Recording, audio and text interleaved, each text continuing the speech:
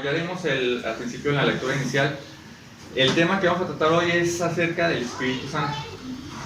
Y tenemos que buscar mucha claridad en este tema, porque en la actualidad creo yo que no es tan claro. Creo yo que hay mucha confusión en el tema del Espíritu Santo.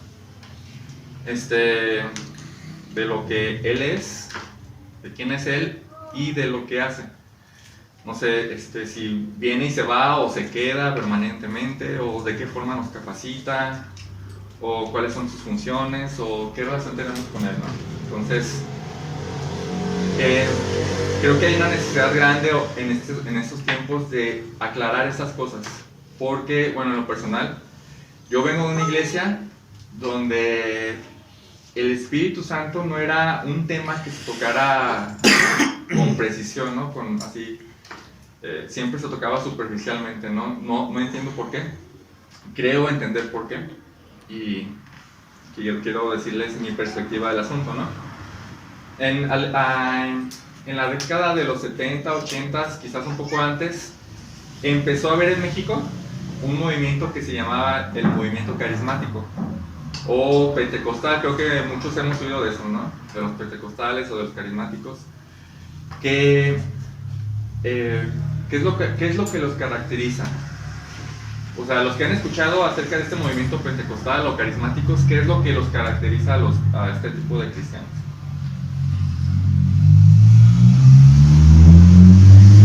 El hablar de la palabra de Dios, ¿perdón? El hablar de la palabra de Dios, no confirmes algo en su palabra, no tanto, no enfocarnos. No, pero menciono que hay ciertos tipos de cristianos que se les denomina los cristianos carismáticos o pentecostales. Ellos se enfocan más en lo que es en los cosas materiales, ¿no? Sí, en las señales, en los milagros, los dones de lenguas. en los dones de lenguas. A muchos se enfocan en decir profecías, no profecías bíblicas, sino profecías de que yo te digo a ti, Mario, que en un futuro vas a ser rico. Ese es el tipo de profecías, ¿no? También, no quiero hablar de todas las iglesias porque sería generalizar, simplemente estoy diciendo en general, este movimiento carismático, ¿qué es lo que produjo, no?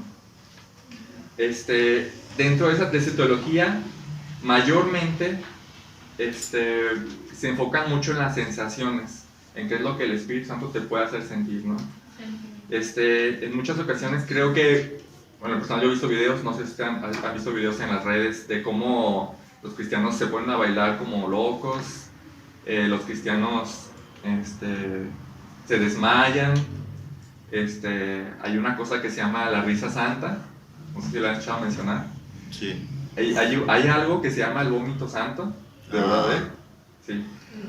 Que se supone, o según ellos, el Espíritu Santo provoca esas sensaciones que hasta te hace vomitar, y eso es vómito santo, ¿no? Pero bueno, no todas las iglesias carismáticas son así, algunas son más moderadas, pero el principio es el mismo. Generalmente se busca en este tipo de iglesias sensaciones, o sea, que lo que el Espíritu Santo me puede hacer sentir, ¿no? Podría resumir qué es lo que este movimiento ofrece. Voy a resumir que lo que este movimiento ofrece a las personas que van son experiencias, ¿sí? Que dicen ellos causadas por el Espíritu Santo. Bueno, entonces, desde mi perspectiva, yo creo que lo que la iglesia evangélica de donde vinimos quiso hacer fue contrarrestar ese tanto abuso, tanta mala enseñanza o malas prácticas acerca del Espíritu Santo, y lo quiso contrarrestar no hablando de eso, ¿sí? No exponiendo mucho acerca de eso, pero creo que la Biblia habla mucho del Espíritu Santo. Entonces lo que vamos a intentar hacer aquí es este pasaje, vamos a usarlo para entender lo que el Espíritu Santo, quién es el Espíritu Santo, qué es lo que hace, qué funciones tiene, cómo nos relacionamos con Él, ¿no? Bueno, hemos venido estudiando el Evangelio de Juan. Quiero recordar el contexto.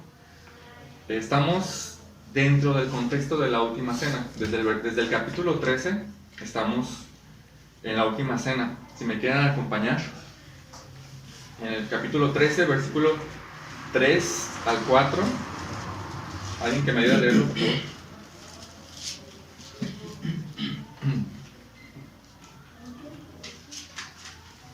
Evangelio de Juan, capítulo 13, versículo 3 y 4. Yo. Sabiendo Jesús que el Padre le había dado todas las cosas en las manos y que había salido de Dios y a Dios iba, se levantó de la cena y se quitó su manto y tomando una toalla se la ciñó. Fíjense, Jesús, sabiendo que el Padre había puesto todas las cosas en sus manos y que de Dios había salido y a Dios volvía, ¿qué hizo? Se levantó. Ese levantarse de él, cuando se ciñó la toalla y empezó a lavarle sus pies, fue el inicio de una serie de instrucciones y enseñanzas. Jesús sabía que su hora había llegado. Y en su lugar, ¿a quién iba a dejar? A los apóstoles. Para hacerlo hablar del ministerio. El Espíritu, el trabajo que Jesús inició, no se lo dejó al Espíritu Santo. Se lo dejó a los apóstoles. Quienes eran, como lo recordaremos todos, simples mortales, ¿no? O sea, imagínense los apóstoles con solo 3 años de experiencia con Jesús, con solo 3 años de preparación para la tarea. ¿Qué tipo de tarea iban a llevar a cabo? La más importante del mundo. ¿Cuál es? Evangelizar, predicar el evangelio. ¿A quiénes? A los judíos y gentiles. O sea, a todo el mundo. O sea, imagínense esa tarea. Jesús inició algo que si lo viéramos desde una perspectiva de si funcionó o no había funcionado. Por cuántos convertidos había en 3 años de ministerio. A lo mucho 120 en el día de Pentecostés, ¿no? Realmente, si lo vemos, si funcionó o no funcionó tanto. Entonces Jesús les iba a encargar una tarea realmente imposible, ¿no? Llevar el evangelio a todo el mundo. A todo el mundo. Y no solo eso, sino que próximamente Judas iba a desertar. O sea, no eran 12, iban a ser 11. Bueno, entonces, sabiendo que Jesús ya se iba y que iba a dejar a los apóstoles, les empieza a dar una serie de instrucciones. Por ejemplo, en el versículo, ahí en el capítulo 13, del 4 al 17, podemos ver una instrucción. ¿Cuál es? Sírvanse los unos a los otros como yo les he servido a ustedes. Háganlo igual, pero con miras al futuro. ¿Se fijan? Él no solo le está diciendo lo que van a hacer ahorita, sino qué va a pasar después o qué sería después en el futuro. En el versículo 17, si se fijan, dice: si lo hacen así, serán bienaventurados. Una vista al futuro. Ustedes van a ser bienaventurados si lo hacen como yo les estoy diciendo, sirviéndose los unos a los otros. Después, en el versículo 31 al 33, vemos algo de información y dice: me voy a ir y ustedes no me van a poder seguir ahora. Pero el vistazo al futuro le dice a Pedro: pero me seguirá después. Entonces es como un plan a futuro. En el versículo 34 y 35 les da la instrucción. ¿Qué instrucción ahí está? El nuevo mandamiento, ¿no? ¿Cuál es el nuevo mandamiento? Que se amen los unos a los otros. ¿Y cuál es el vistazo al futuro? Todos conocerán en aquel tiempo, si se ama a los unos a los otros como yo los he amado, todos conocerán en aquel futuro que van a ser mis discípulos. Después, ya entrando al capítulo 14, del 1 al 3, les da un poco de información acerca de que se va a ir y que hay un lugar al cual va a ir a hacer algo. Les dice: voy a prepararles un lugar. ¿Para qué? Para que estén conmigo. ¿Cuál es el vistazo al futuro? Y vendré otra vez y los tomaré para que estén conmigo. Después, en el capítulo 14, versículo del 4 al 11, resumiendo, les da un poco de información acerca de quién es el camino, ¿no? Y Jesús le dice, yo soy el camino, la verdad y la vida, ¿no? Yo y el Padre uno somos. Y el vistazo al futuro se encuentra en el 7. Dice, conociéndome a mí, conocerán al Padre. Conocerán. ¿Sí? Después en el versículo 12 les da un poco de información también. Y les dice, el que cree en mí hará aún mayores las obras que yo hago. ¿Cuál es el vistazo al futuro? Si crees en mí, en el futuro va a hacer obras mayores que las que yo hago. El pastor Jorge lo mencionaba como, ¿podemos hacer más cosas más grandes que Jesús? En una perspectiva así, lo que le mencionaba. ¿Cuántos convertidos hubo con el ministerio de Jesús? Les digo, a los muchos 120 que fueron los que estaban reunidos en el día de Pentecostés. ¿Cuántos convertidos había en el tiempo cuando Pedro y Pablo predicaban? Miles. Explotó en la predicación de Pedro, en una sola predicación, ¿cuántos se unieron? 3,000. ¿Fueron mayores las obras de ellos que las de Jesús? Sí, esa es la perspectiva de este versículo. Bien. En el versículo 13 y 14 les dan una instrucción acerca de a quién tienen que pedir. Que dice, pidan al Padre en mi nombre. Y el vistazo al futuro es, si le piden al Padre en mi nombre, cuando le pidan en el futuro, yo lo haré. Yo lo haré. Bueno, entonces vemos que Jesús está preparando a sus discípulos para dejarlos con esa tarea descomunal, monumental, que es llevar el Evangelio a todas las naciones, a todas. Y les da información, instrucciones con miras al futuro de ellos y del ministerio, que de hecho, ese futuro de ellos viene siendo nuestro presente, ¿sí o no? Ahorita todo esto ya no es futuro para nosotros, todo esto ya es nuestro presente. Bien, entonces imagínense a los apóstoles, cómo estarían así, escuchando toda esa información, una tras otra. Yo estaría desconcertado porque dices, ¿qué está diciendo? No sé, no logro entender muy bien qué está diciendo. Pero también miedo porque están empezando a entender que Jesús ya se va, ¿sí o no?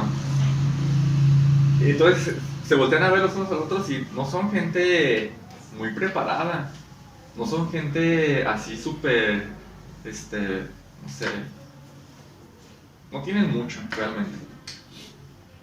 Entonces, pues parte de esta cuestión que le está dejando, también parte, poco a poco los empieza a consolar. Y por ejemplo en el versículo 14:1 dice, tranquilos, no se turbe su corazón. ¿Sí? No, tranquilos. Bueno, entonces llegamos al versículo 15, donde Jesús da otra información, instrucción. Y dice, si me aman, guardarán mis mandamientos. ¿Cuál es el vistazo al futuro? Si ustedes me aman, ustedes van a guardar mis mandamientos. Si ustedes me agapao, esa es la palabra en griego, agapao. Viene la palabra ágape, sí, estamos un poco relacionados con esta palabra, ¿no? Ágape. Hay dos tipos de amor en la Biblia, en el Nuevo Testamento. Fileo y ágape. El amor fileo es un amor como más de sentimientos, más de que, por ejemplo, yo amo a mis papás, ¿no? Y la verdad es que me gusta mucho estar con ellos, ¿no? O yo amo a mis amistades, yo amo a mis amigos y me gusta estar mucho con ellos, me caen muy bien. Pero la palabra ágape no tiene que ver con sentimientos. ¿Se acuerdan lo que dice 1 Corintios del 4 al 7? 1 Corintios 13 del 4 al 7. ¿Quién se acuerda de ese pasaje? El amor, ¿no? Es el pasaje del amor, ¿no? Vamos a leer nada más el versículo 7, que creo que lo resume perfectamente. 1 Corintios 13, 7.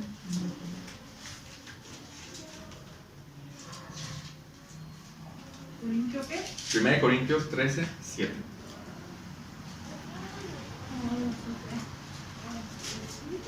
Dice, todo lo sufre, todo lo cree, todo lo espera, todo lo soporta. ¿qué de bonito tiene este amor? Qué bonito es si alguien nos ama así, ¿no? Pero ¿tiene algo de bonito amar yo así? No, ¿verdad? O sea, imagínense que que tú tienes que demostrar el amor así, sufriéndolo todo. No me importa yo. Creyéndolo todo. Esperándolo todo de la otra persona, ¿no? O soportando todo de la otra persona.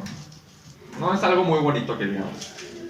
Es algo de acción, es algo que tenemos que hacer. Que no se nos manda, si sientes bonito por esa persona, hazlo. No, hazlo porque así es ese amor.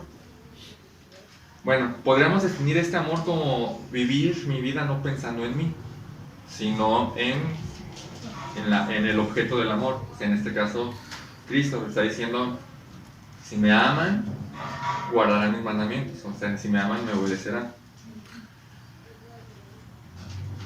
O sea, dice Jesús, si ustedes me aman, no se van a importar ustedes mismos su comodidad, no sé, que se sientan bien obedeciéndome.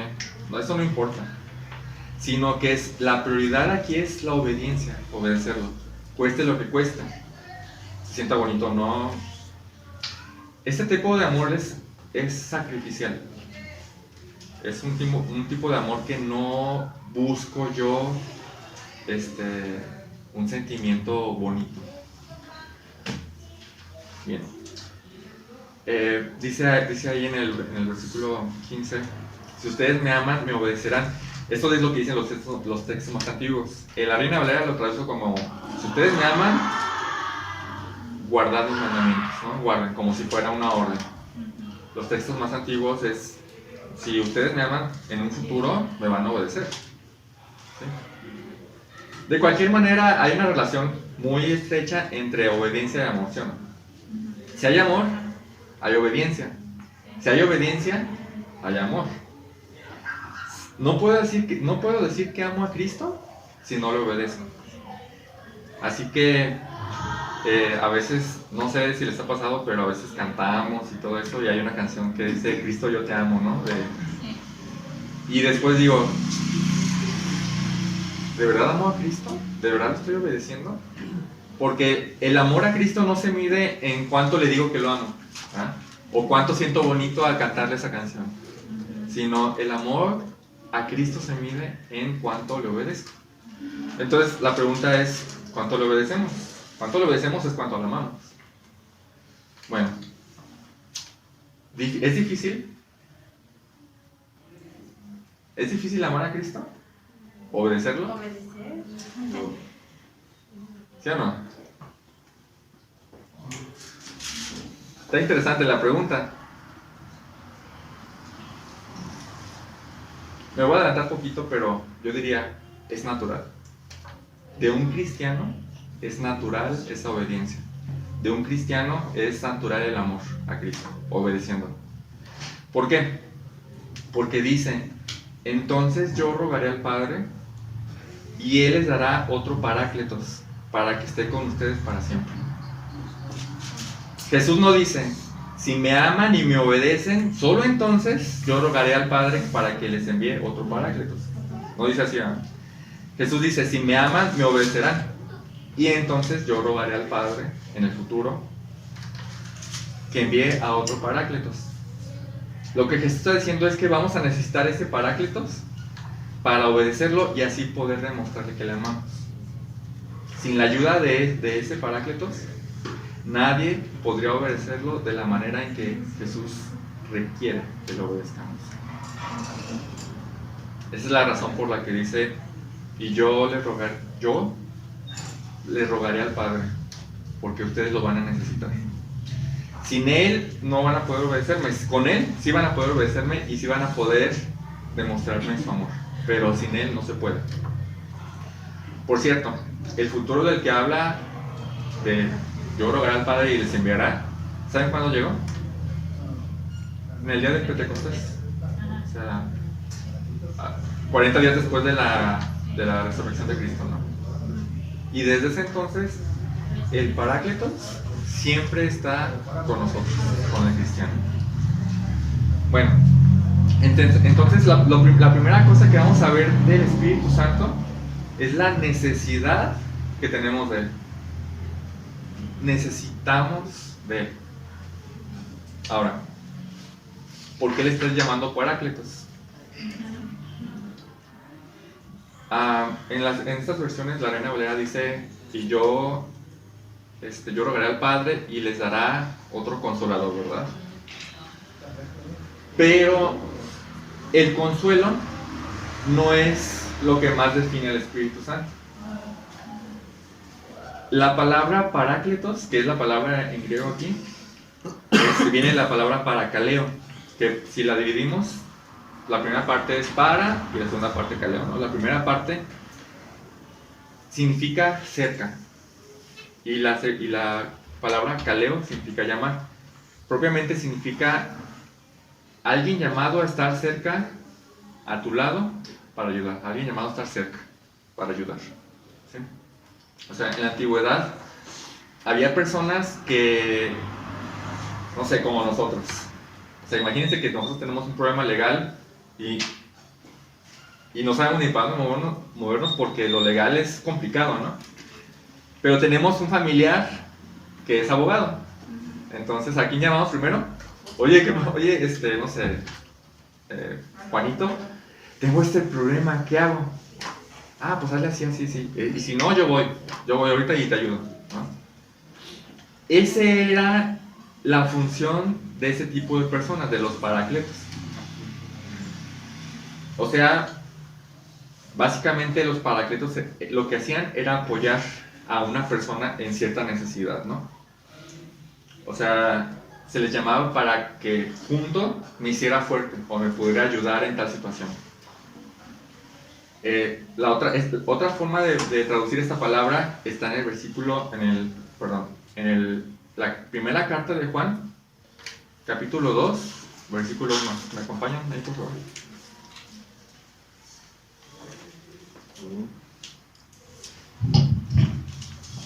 Perdón. Espero que me hayan escuchado todo lo que había dicho. ¿Se escucha allá, María? ¿Puede repetirlo? Bien. ¿Qué dice primera de Juan 2:1? Hijitos míos, estas cosas os escribo para que no pequéis.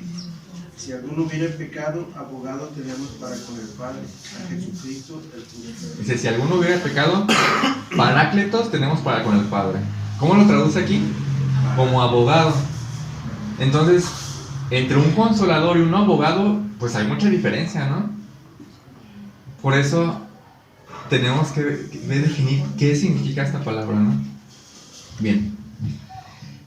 Bueno, dicho sea de paso, regresando al Evangelio de Juan, dice, entonces yo rogaré al Padre y les dará otro Paráclitos. Significa que para que haya otro, debe haber uno primero, ¿no? ¿Quién es el primero?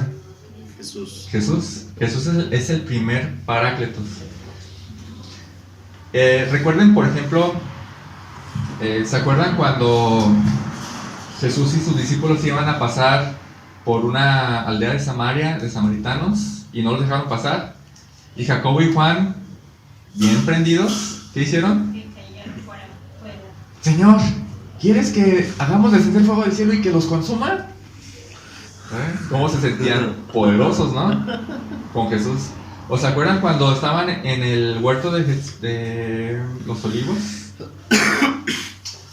Ya después cuando Jesús lo arrestaron, ¿cómo se comportó Pedro? Agarró una espada y vámonos a cortar cabezas, ¿no?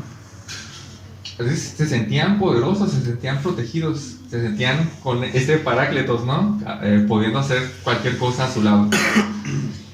Y me pregunto, ¿cómo se sentirían ustedes si Jesús, en cuerpo y carne, en carne y hueso, estuviera aquí y Él nos dirigiera en una campaña evangelística aquí en Colinas? ¿Cómo nos sentiríamos? Todos iríamos detrás de Él y lo que Él diga, ¿no? Así nos sentiríamos. Eso es exactamente lo que hace el Paráclitos, el otro Paráclitos, o sea, el Espíritu Santo. Nos hace fuertes, está con nosotros como alguien que nos dice qué hacer y cómo hacerlo, usando su palabra. Fíjense lo que dice Hechos 1:8. Vamos a Hechos 1:8.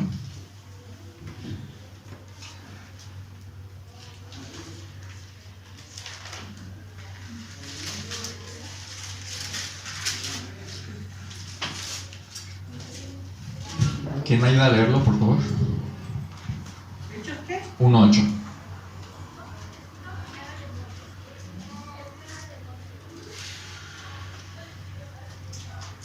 Pero recibiréis poder cuando haya venido sobre vosotros el Espíritu Santo y me seréis testigos en Jerusalén, en toda Judea, en Samaria y hasta el último de la tierra. Ok. ¿Qué va a pasar cuando venga sobre ellos el Espíritu Santo? Recibirán poder. Los hará fuertes. ¿Para qué? Para cumplir con el encargo. Me serán testigos en Judea, Samaria y hasta el último de la tierra, ¿no? Entonces, el Espíritu Santo nos da el poder para vivir la vida cristiana. El consuelo es parte de lo que Él hace, pero no es lo que más lo define. Creo que más bien es por tradición que las Biblias lo traducen como consolador. En otras versiones de la Biblia se menciona como consolador, como abogado defensor, como consejero, como ayudador. Está aquí mismo en este versículo. En inglés las Biblias lo traducen como confortador. Y está interesante porque la palabra confortador también lo usamos como un sinónimo de consuelo, pero en su original, conforte, con fuerza. Ese es el sentido original de esta palabra. Entonces, yo creo que la mejor palabra para traducir esta palabra de Paráclitos es ayudador. Él es el que nos ayuda con fuerza. Él es el que nos da la fuerza, nos guía, nos dice por dónde, cómo hacerlo, ¿no? Bueno, entonces algo que vemos del Espíritu Santo es que es el ayudador, el gran ayudador que me hace fuerte. Otra cosa que vamos a ver del Espíritu Santo aquí es que Él, como dice aquí, para que esté con ustedes para siempre. ¿Saben cuáles son las implicaciones de esta afirmación? Esto, que está con nosotros para siempre. O sea, la continuidad del contexto quiere decir que tenemos a este gran ayudador siempre y para siempre. Siempre lo tenemos. ¿Quiénes? Los que lo tenemos. ¿Quiénes son los que lo tenemos? Los hijos de Dios, los que hemos creído en Cristo.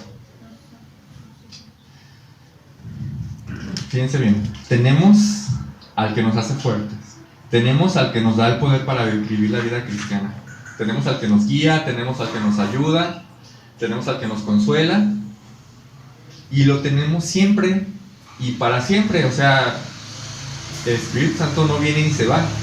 El Espíritu Santo, una vez que creímos, llega a nosotros y nunca se va. Lo tenemos siempre y para siempre.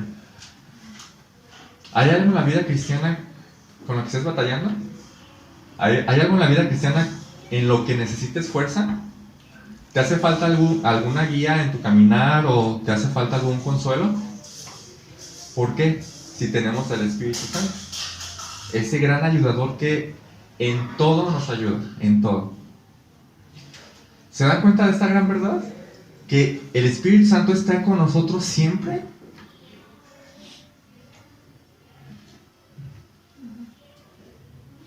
A veces hablamos de una vida,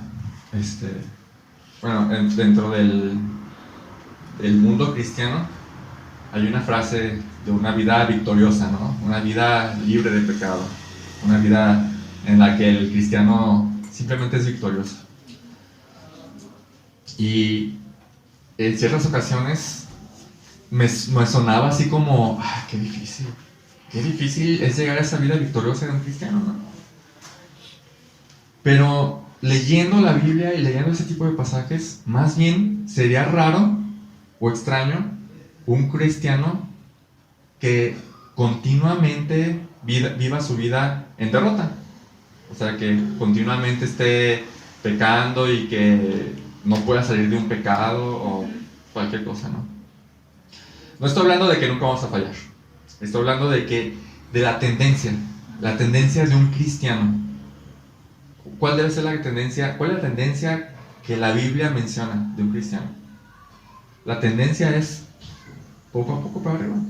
A veces nos regresamos un poquito, pero otra vez para arriba. Y la tendencia es hacia arriba, hacia la santificación, hacia la separación del mundo, hacia... ¿sí? Esta verdad de que siempre tenemos el Espíritu Santo tiene que hacernos recapacitar. Porque si tenemos al Espíritu Santo y nuestra tendencia como cristianos no es ir hacia arriba, hacia la santificación, hacia dejar el pecado, hacia volvernos más como Cristo, hay algo mal en nosotros. Y seguramente no es el Espíritu Santo, ¿verdad? Bien. Entonces, si el gran ayudador está en mí, conmigo, siempre y para siempre, ¿por qué no puedo tener una vida como la Biblia dice que la debo de tener?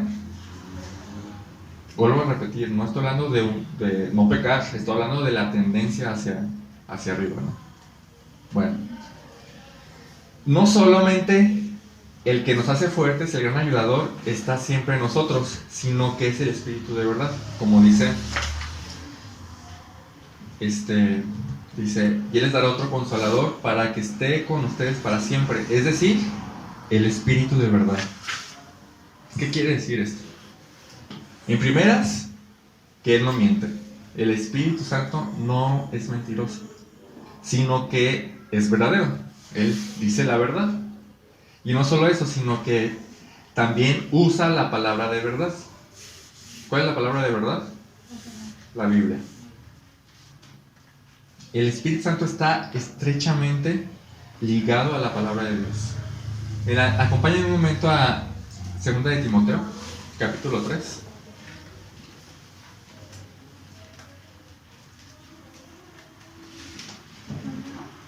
Segunda de Timoteo, capítulo 3, versículos 16 y 17.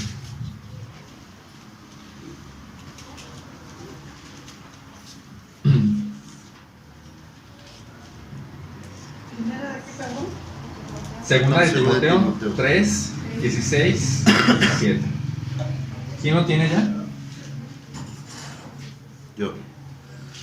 ¿Lo ves, por favor? Toda la escritura es inspirada por Dios y útil para enseñar, para redarguir, para corregir, para instruir en justicia, a fin de que el hombre de Dios sea perfecto, enteramente preparado para toda buena obra.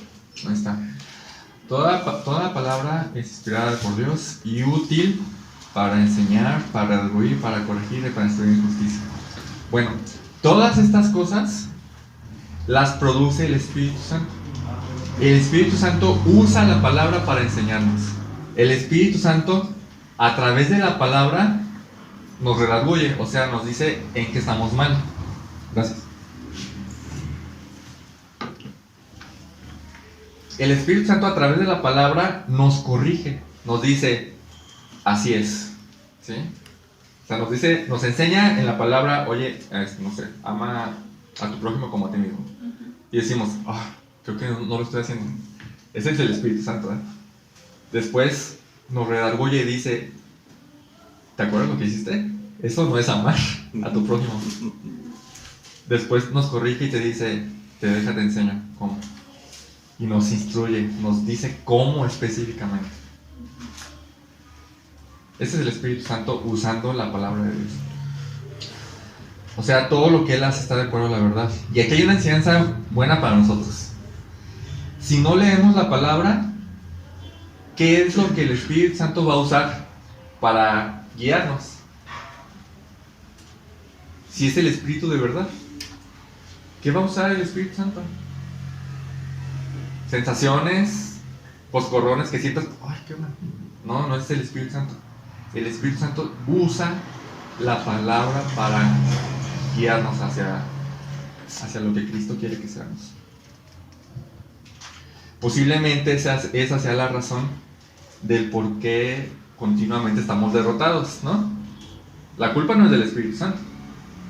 muy posiblemente sea nuestra culpa de que no leemos. ¿Y qué va a usar el Espíritu Santo si no leemos? Bien. Aparte de eso, dice, el Espíritu de verdad, a quien el mundo no puede recibir porque ni lo ve ni lo conoce, pero ustedes sí lo conocen porque mora con ustedes y estará en ustedes. Él hace una distinción. Él vive en nosotros y no vive en ¿dónde? ¿Quién no lo conoce? El mundo. ¿Qué está haciendo aquí? Está haciendo una separación. ¿Qué significa que Él vive en nosotros y no en el mundo? ¿Separarse? Básicamente. Significa que tenemos a Dios mismo viviendo en nosotros. Dice, y estará en ustedes. Increíble. Y hace esta distinción entre el mundo y nosotros. ¿Por qué hace esta distinción? Porque Él no está en los incrédulos. Dios no está en los incrédulos. ¿Han escuchado esa mala enseñanza o esa falsa enseñanza de que todos somos hijos de Dios? No es cierto. No está en los incrédulos. Dios no está en los incrédulos. ¿En quiénes sí está? En los que confían en Cristo, en los que dieron su vida a Cristo. Acompáñenme por favor a 2 Corintios 6.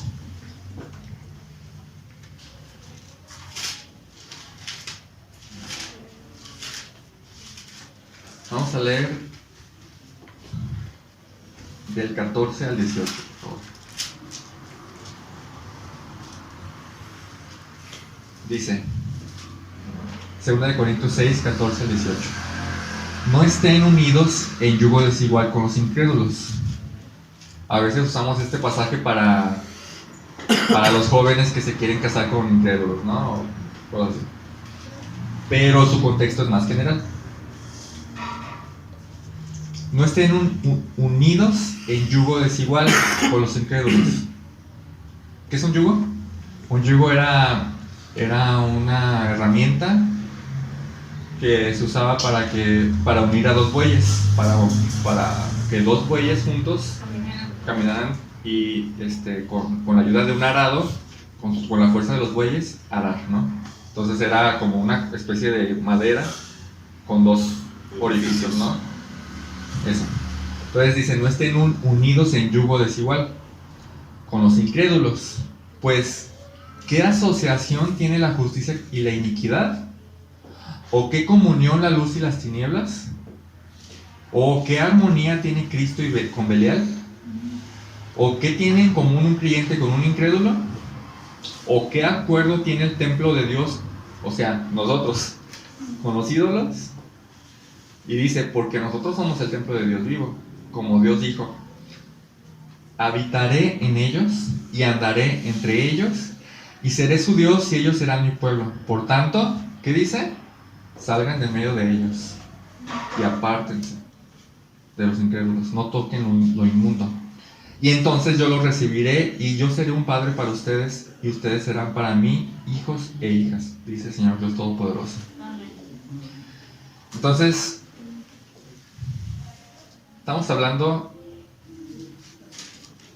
está hablando a cualquier cristiano, a cualquiera, no solo a los jóvenes que se quieren casar, está hablando a cualquiera.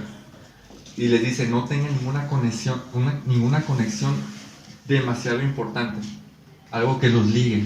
¿Cómo? Como un matrimonio, ¿sí? Como algunas sociedades legales, algunos proyectos a largo plazo que los ligue profundamente, ¿no? Esta semana pasada me acabo de enterar de unas amistades. Estas amistades tienen un negocio, ¿no? Les va muy bien.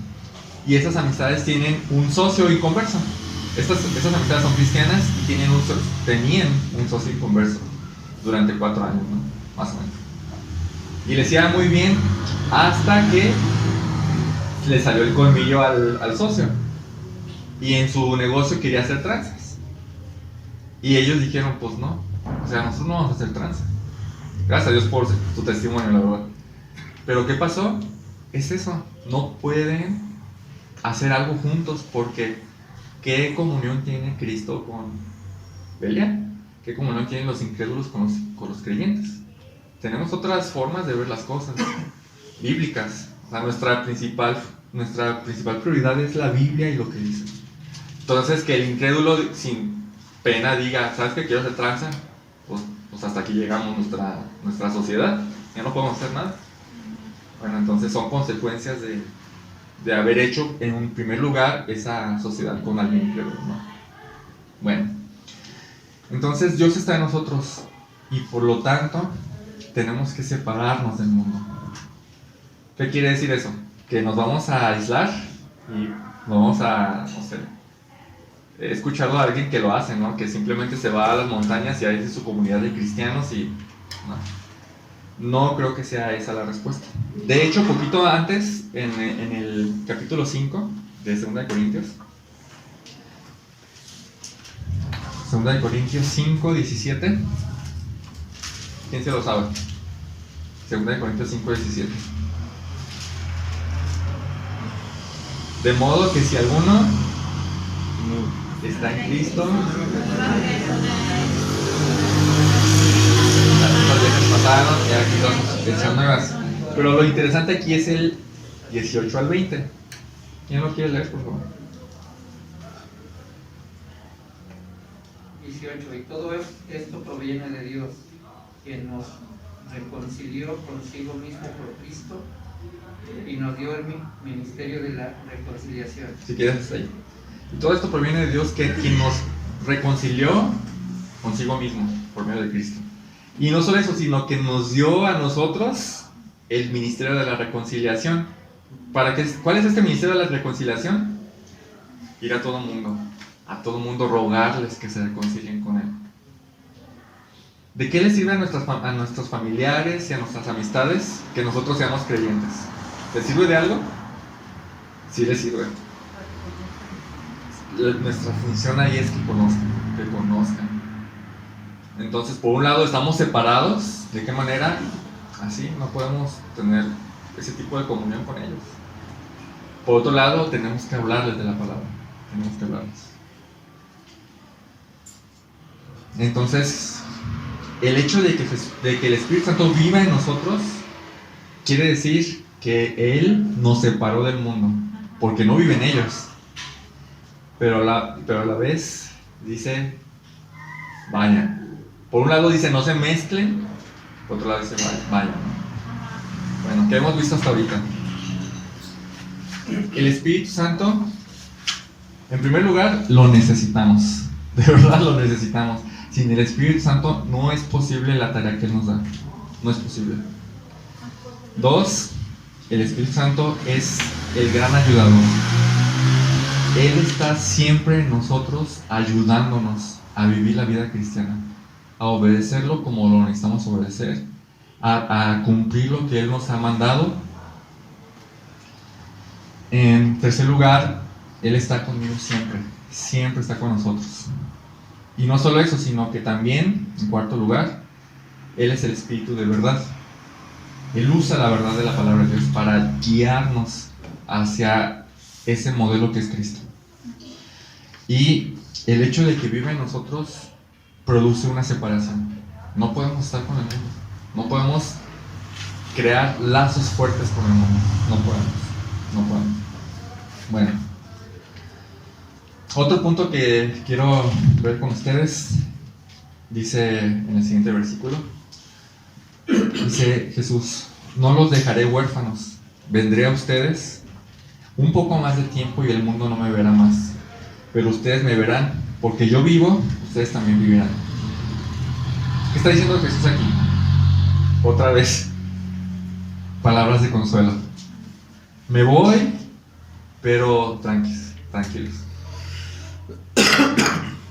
No los voy a dejar solos. Volveré a venir. ¿Cómo? ¿Cómo es que Jesús vuelve a venir? ¿No dice que Jesús ahorita está a la diestra del Padre? ¿Cómo es que volvió a venir? Es difícil entenderlo, pero el Espíritu Santo es el Espíritu de Cristo. Filipenses 1:19, quien ahorita lo hemos estado leyendo, lo menciona así, como el Espíritu de Cristo. Mateo 28:20, ¿qué dice? Y yo estoy con ustedes al final. Este es el final del Evangelio de Mateo. Y yo estaré con ustedes todos los días hasta el fin del mundo. ¿De qué manera está Jesús todos los días hasta el fin del mundo con nosotros? ¿Qué no es lo mismo que está diciendo aquí? Que dice el otro que es como yo, el otro Paráclitos, que es como yo, estará con ustedes para siempre. Entonces, Jesucristo cumple su promesa en el Espíritu Santo. Él está, o sea, no solo el Espíritu Santo, el Espíritu de Cristo. Es difícil entenderlo porque son cuestiones imposibles de entender. El Espíritu Santo es el Espíritu de Cristo. Cristo está en nosotros. Y el Espíritu Santo está en nosotros. Y dice: el mundo no me verá más, pero ustedes sí me verán. Una vez más está haciendo la distinción entre el mundo y nosotros. Al mundo me ocultaré, pero a ustedes no. Ustedes sabrán, como dicen, pero ustedes me verán, porque yo vivo, ustedes también vivirán. Ustedes sabrán que yo estoy vivo, ustedes lo verán. Y eso quiere decir que si ustedes saben que estoy vivo, sépanlo, tengan total garantía de que ustedes también vivirán. ¡Wow! ¡Qué esperanza! De verdad, ¿eh? Si sabemos, nosotros hemos creído en Cristo, le hemos entregado nuestra vida, y nosotros estamos seguros de que Jesucristo no se quedó en la tumba, sino que resucitó y ahorita está a la diestra de Dios. Nosotros que tenemos esa confianza y esa fe, tenemos también la esperanza de que vamos a estar con Él. ¡Wow! ¡Qué esperanza! ¿No sienten esa esperanza? ¡Wow! ¡Wow! Él está vivo y nosotros estaremos vivos con Él también. Voy a tener que partir este sermón en dos. La siguiente semana vamos a continuar porque es mucha la información que está aquí. Entonces, bueno, recapitulando, ya vimos la necesidad que tenemos del Espíritu Santo. Ya vimos parte de la naturaleza del Espíritu Santo. O sea, Él es nuestro ayudador, el que nos hace fuertes. Él está con nosotros para siempre, y siempre y para siempre. Él es el Espíritu de verdad, que usa la palabra de verdad para guiarnos, y Él hace una distinción. Él nos separa del mundo, realmente nos separa. Y aparte, el Espíritu Santo vino a suplir a Cristo en su función como Paráclitos. Él es el que nos hace fuertes. O sea, imagínense al Espíritu Santo como Jesús aquí al lado, el que nos hace fuertes. Gracias a Él podemos hacer lo que Él nos manda. Bueno, vamos a orar. Gracias, bendito Padre, por este tiempo, Señor, y gracias por el tema tan importante que es la enseñanza del Espíritu Santo. Gracias porque si hemos creído en Ti, Señor, si hemos creído, hemos sido bautizados en el Espíritu Santo. Hemos sido insertados en el Espíritu Santo, y no solo eso, sino que nosotros tenemos dentro de nosotros el Espíritu Santo. Ayúdanos a entender estas grandes verdades, Señor, para que nuestra vida concuerde, Señor, con la Biblia. Ayúdanos a buscarte más y más en tu palabra, para que el Espíritu Santo use esa palabra para enseñarnos, redarguirnos, corregirnos e instruirnos en justicia, a fin de que estemos enteramente preparados para toda buena obra. Y Señor, te damos tantas gracias porque no nos has dejado huérfanos, sino que tenemos el Espíritu Santo, que es tu Espíritu, Señor. Y gracias, Señor, también por habernos separado del mundo.